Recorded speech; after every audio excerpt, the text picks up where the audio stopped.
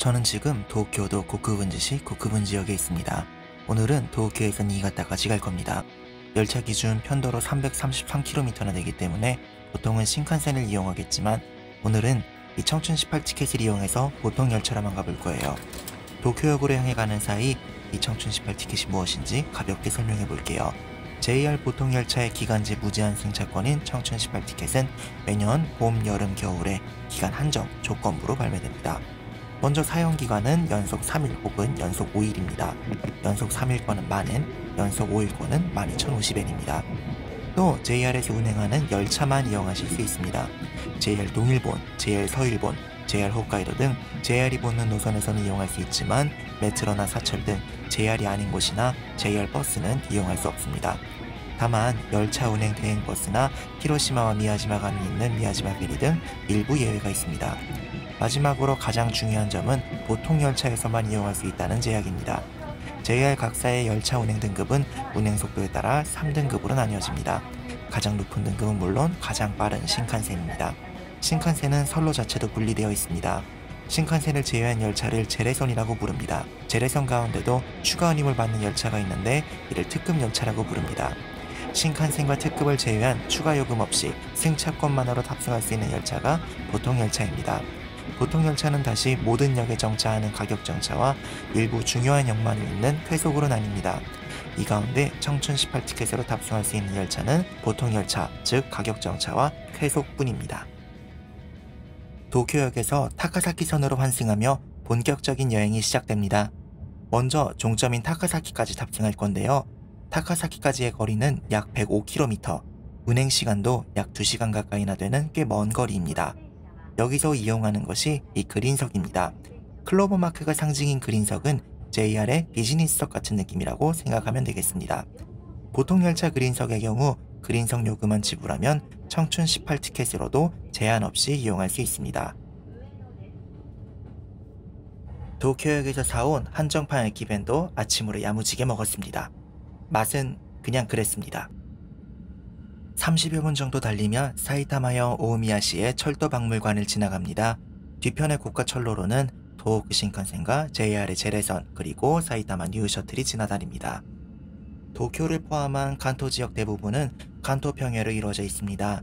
일본 최대 평야인 만큼 도쿄 근교에서는 산을 보기가 어렵습니다. 북쪽을 향해 계속 달리다 보면 진행 방향 왼쪽으로 간토 산지가 나옵니다. 이것이 간토 지역과 중부 지역을 나누는 경계가 됩니다. 약 2시간 정도를 달려 군마현 타카사키시 타카사키역에 도착했습니다. 타카사키역에서는 조에스선 미나카미행에 탑승할 겁니다. 지방을 여행하다 보면은 다소 특별한 열차들을 볼 수 있는 기회가 있습니다. 이곳에서 탑승할 열차는 1985년 데뷔한 국유철도 211계입니다. JR의 전신인 일본 국유철도 시절 만들어진 열차죠. 이렇게 개폐 버튼에서도 꽤나 세월이 느껴집니다.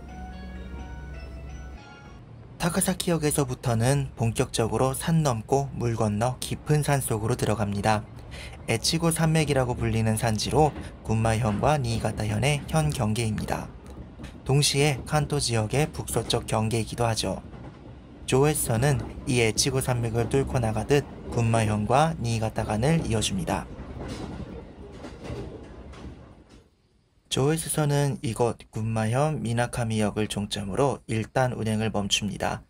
미나카미는 등산이나 래프팅 등 야외 액티비티로 유명한 곳입니다. 오는 동안에도 옆에서 흐르는 스와노강에서 래프팅을 즐기는 사람들을 여럿 볼 수 있었습니다. 이어서 탑승하는 열차는 조에스선 나가오카행 2129개 열차입니다. 딱 봐도 새거치가 나는 이 열차는 2014년에 도입된 비교적 신차입니다. 사실 미나카미에서 나가오카 사이에는 아주 특별한 역이 하나 있어서 일단 거기에 들러볼까 합니다. 미나카미역에서 두 정거장, 이곳은 일본에서 가장 깊은 곳에 있는 역, 노아이역입니다. 에어컨이 틀어져 있는 열차에서 내렸는데 오히려 역의 기온이 더 낮았습니다. 추워서 이가 떨릴 정도였죠. 산간에 뚫린 터널의 한가운데 있는 역인데 뭔가 방공호 같기도 하고 지하도시 같기도 하고 일상에서 보기 힘든 풍경이라 특별한 기분이 들었습니다. 위치만 보자면 폐쇄하더라도 이상하지 않아 보이지만 이 분위기와 일본 제1의 두더 지역이라는 매력에 끌린 관광객들의 발길이 이어지고 있다고 합니다. 다음 열차는 약 2시간 뒤에 있습니다. 춥기도 하고 안에서는 할 것도 없으니 역 밖으로 나가볼 겁니다. 하지만 관광객을 제외하면 스튜어드 없는 상간벽지에 있는 역이라 당연히 엘리베이터 같은 건 없습니다. 표고차 70여 미터, 462계단을 직접 오르는 수밖에 없죠. 올라가는 동안 간단하게 이 역이 왜 이렇게 생겼는지 이야기해 보겠습니다. 조에스선의 미나카미 에칭호 구간은 원래 상행선과 하행선이 같은 선로를 공유하는 단선이었습니다. 단순히 단선만 해도 운행시간이 크게 길어지는 원인이지만 당시 기술의 한계로 터널이 루프를 돌아가듯 개통되어 더욱 운행시간이 길었죠. 이를 해소하기 위해 1967년 이 구간에 직선형으로 신시미즈 터널을 뚫으며 하행선이 신설됩니다. 그런데 이 노아이역은 이미 상행선이 지상에 지어진 상태였죠. 어쩔 수 없이 하행선 플랫폼은 기존 노아이역 상행 플랫폼의 수직 아래 70m 지점에 신설되게 됩니다. 이로 인해 노아이역은 비록 세계에서 가장 깊은 역은 아니지만 상행선과 하행선의 고저차가 가장 심한 역이라는 기록을 얻게 됩니다.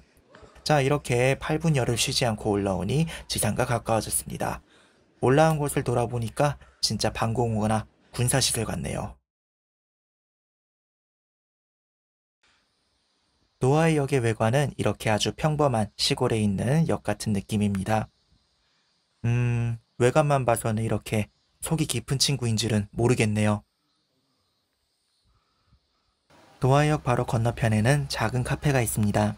여기에서 점심을 먹을 거예요.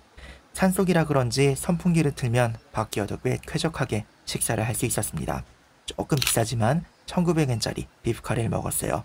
경치값도 냈다고 생각하면 제값한 것 같네요. 아까 얘기했던 노아이역의 상행선은 이런 모습입니다. 상행선 플랫폼은 아무런 특색 없는 그냥 시골역 같은 느낌이네요. 단선이었던 시절에는 이곳에서 상하행선 승차가 모두 이루어졌습니다. 아마 하행선이 지하에 지어지지 않았더라면 평생 올 일이 없을 것 같은 비주얼입니다.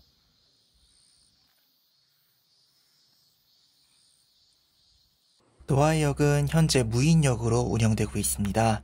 과거 사무실이었던 곳은 지금 카페로 운영하고 있네요. 무인역이기 때문에 교통카드로는 탑승할 수 없습니다. 꼭 여기에서 승차역 증명서를 발급받아서 하차역에서 정산해야 하죠. 저는 청춘 18 티켓이 있으니까 필요가 없지만 기념으로 챙겨봤습니다. 밥도 먹고 구경도 잘했으니까 이제 열차를 타러 돌아가 보겠습니다. 유인역이었던 시절에는 하행선 승차 처리 마감을 발차 10분 전에 마쳤다고 합니다. 내려갈 때도 거의 8분 정도 걸렸네요. 플랫폼에는 이렇게 맥주를 숙성하는 공간이 마련돼 있었습니다. 연중 일정한 온도를 유지하니까 맥주를 숙성하기 딱 알맞다고 하네요. 다시 나가오카행 조에스선에 탑승합니다. 이번 열차를 놓치면 다음 열차는 4시간 뒤인 5시 57분에 있습니다. 놓치면 안 되겠죠? 조에스선은 노아이역 말고도 유명한 것들이 많습니다. 지금 통과 중인 시미즈 터널은 가하바테 야스나리의 소설 설국의 배경으로도 유명합니다. 국경의 긴 터널을 빠져나오자 설국이었다. 촬영 때는 여름이었지만요. 시미즈 터널을 빠져나오면 이곳에서부터는 니가타현입니다. 이곳 에칭호 산맥 일대는 스키장으로 유명합니다. 차창 밖으로 군데군데 스키슬로프의 모습도 보이네요. 이렇게 역과 직결된 스키슬로프도 있었습니다. 이거는 우리나라에서 볼 수 없는 광경이라서 너무 신기했어요. 20분 정도를 달려서 스키장으로 유명한 니가타현의 에칭호 유자와역에 왔습니다. 아까는 특별한 역을 봤다면 이제부터는 특별한 열차에 타볼 거예요. 니가타현 내에서 운행하는 관광열차 슈크라입니다. 이 슈크라는 특별한 점이 2개 있습니다. 첫째로 슈크라의 차량은 1977년부터 도입된 키아 40개를 사용한다는 점입니다.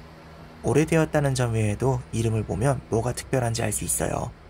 모든 철도 차량은 차량기호라는 것을 가지고 있습니다. 차량기호는 열차의 용도와 특징에 따라 정해집니다. 간단히 보자면 첫 글자는 열차의 종류를 뜻합니다. 먼저 크는 운전대 차량, 모는 모터 탑재 차량, 사는 모터 비탑재 차량을 말합니다. 그리고 키는 기동차, 즉 전기가 아닌 디젤을 동력으로 한다는 말이죠. 그 다음 글자는 객실의 등급을 뜻합니다. 이는 1등석, 로는 2등석, 그리고 하는 3등석 일반 칸입니다. 즉 키아 40은 오래된 디젤 동차 일반 열차라는 거죠. 실제로 위를 보면 동력 공급 장치인 판타그래프가 없는 것을 볼 수 있습니다. 객실 내부는 이렇게 널찍하게 개조가 돼 있었습니다. 슈크라의 특별한 점 그 두 번째는 열차가 다니는 지역의 일본주를 맛볼 수 있다는 점입니다. 니가타현은 일본 내 쌀 생산량 1위입니다. 쌀이 맛있고 물이 좋으면 당연히 주주 문화가 발달하겠죠. 그래서 니가타 지역은 일본주 왕국이라고 불릴 정도로 지역술, 지자케가 활성화된 곳입니다. 편명인 슈크라도 술창고라는 뜻이에요. 이날 마신 술은 묘고산 아유마사무네, 토카치마치산 텐진시시고, 카모산 마스카가미입니다. 단맛이 강한 것보다는 깔끔하면서 누룩향이 있는 술을 좋아하는데 이 가운데서는 텐진시시군가 가장 취향에 맞았어요. 뒤에 있는 안주는 연어조림 요리인 사케토바입니다. 아주 잘 어울렸어요. 차내에서는 이렇게 슈크라 한정술을 팔기도 합니다. 저도 기념으로 한 병 사봤어요. 옆에 있는 술은 아까 맛있다고 했던 텐진 시시고입니다. 차내에서는 이렇게 홍보차 일본주 샘플을 나눠주기도 합니다. 되게 맛있었는데 어디 거였는지 까먹었어요. 조우에스 신칸센의 선루입니다. 신칸센은 주행 속도와 안전 및 법률 등을 이유로 이렇게 기본적으로 고가 선로에서 주행하게 되어 있습니다. 관동 평야가 일본 제1의 평야라면 이곳 에치고 평야도 2070제곱킬로미터로 일본 내 평야 면적 4위에 해당합니다. 쌀이 유명한 것도 산지로 막힌 평야라는 이 지리적 조건과 관련이 있습니다.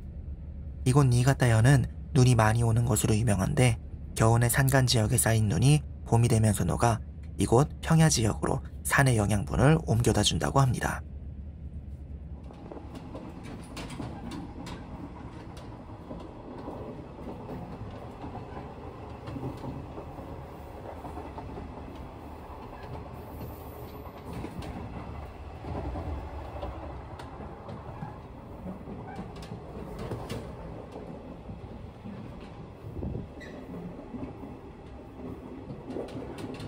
슈크라에서는 나가오카역에서 하차합니다.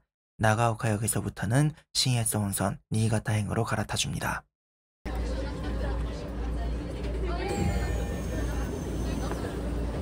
약 10시간 30여 분 만에 목적지인 니가타에 도착했습니다.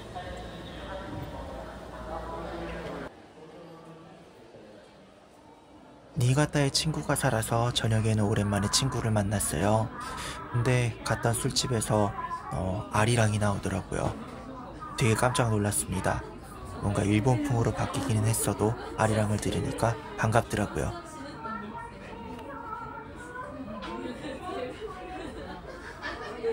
다음날 니가타에서 마지막으로 들른 곳은 폰슈카입니다. 폰슈카는 니가타 역내에 위치한 니가타 지역 일본주 전문점입니다. 폰슈칸의 명물은 뭐니뭐니 해도 이 키키자케 93입니다. 일본주 테이스팅 바인데요. 500엔으로 코인 5개와 교환해 마셔보고 싶은 술을 마실 수가 있습니다. 종류별로 코스트가 달라서 마시기 전에 뭘 마실지 잘 결정해야 돼요. 아무튼 이번 여행은 여기까지입니다. 다음에도 언젠가 또 만나요. 바이바이.